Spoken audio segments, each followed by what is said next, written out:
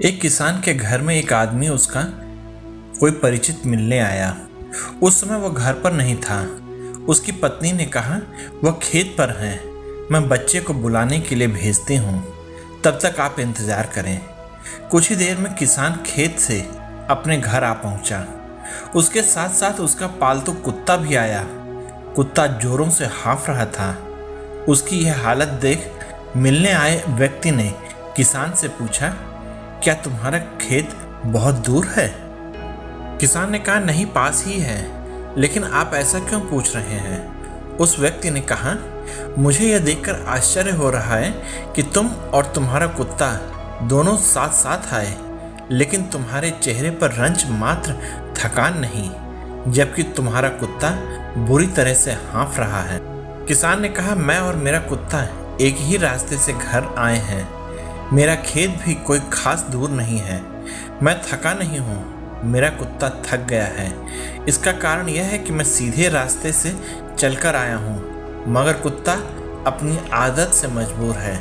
वह आसपास दूसरे कुत्ते देखकर उनको भगाने के लिए उसके पीछे दौड़ता था और भौंकता हुआ वापस मेरे पास आ जाता था। फिर जैसे ही उसे और कोई कुत्ता नजर आता, वह उसके पीछे दौड़ने लगता।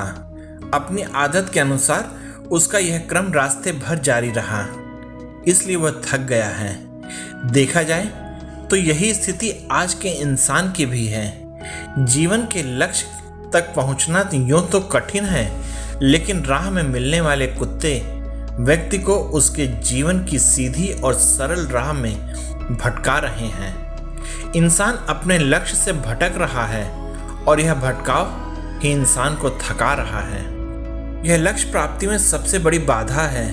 आपकी ऊर्जा को रास्ते में मिलने वाले कुत्ते बर्बाद करते हैं।